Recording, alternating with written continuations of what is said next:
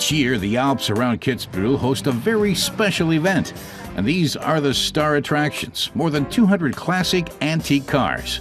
For 3 days, they transform the Austrian landscape into an open-air automotive museum.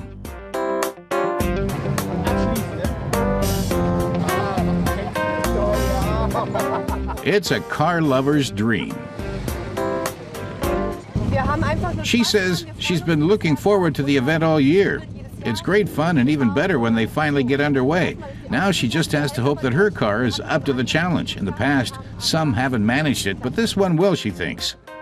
Because it's Kitzbühel, the rally draws many celebrities, well-known actors and athletes.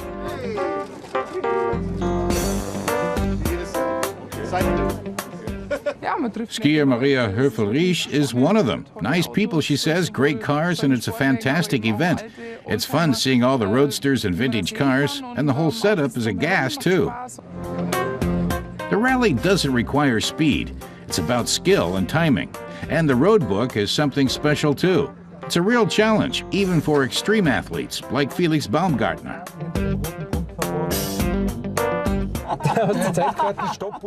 Baumgartner tells us how it works. There's a time card and a stopwatch. You have an unfamiliar car to contend with. This is a 1970 Volkswagen Beetle with 135 horsepower. It's a rally Beetle, as you can see from the interior and seats. It's a fun car to drive. Then there's the road book, the stopwatch, the trip master. For a first-timer, it's a real challenge. He's got ambitions this time around, so he's got the owner to explain the car to him. Nachdem ich ja ein sehr ehrgeiziger Mensch bin, habe ich mich jetzt einmal informiert beim zuständigen Herrn, wie das jetzt alles funktioniert. This year, race car driver Hans-Joachim Stuck has asked his son Johannes to go behind the wheel of his Golf GTI. Super, danke dir. Auf geht's.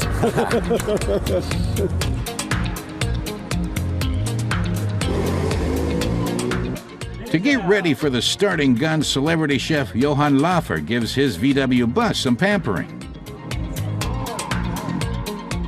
Ist das Salatöl? A top up with some old pressed olive oil. Nothing but the best will do.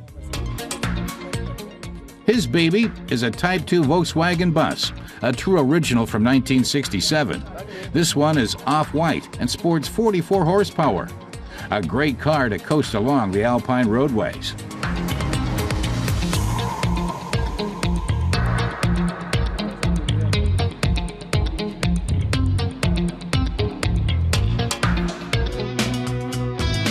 In historic Rottenberg, there's a test section straight through town, but there's an unexpected development.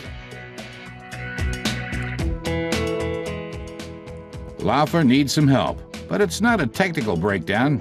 He just simply ran out of gas. He takes it with good humor. Driving with no gas would be an amazing trick, but it never works.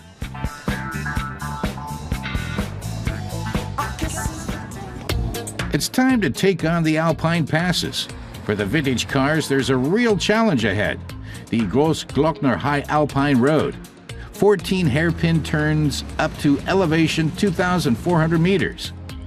Some of these beauties are 70 years old, so the incline really puts them through their paces. And what do the drivers get out of it? He says it's all about the pleasure of driving. He agrees the weather could be better, but he'll manage. This driver says it's about the cars. An antique car will outlast them all. It'll even be around for the next generation. If anything goes wrong with the car, you can always fix it back up again. This incline takes the engines to their limits. On the way back down, it's the old drum brakes that need to show what they're made of. And then there's the time cards to contend with. At most antique car rallies, it's not about speed. You have to do each leg in a specified time, and there's penalties for being too late or too early.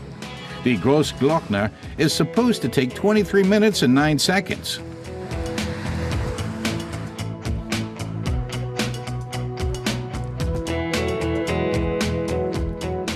Despite the almost wintry conditions, many of the drivers still took their tops down.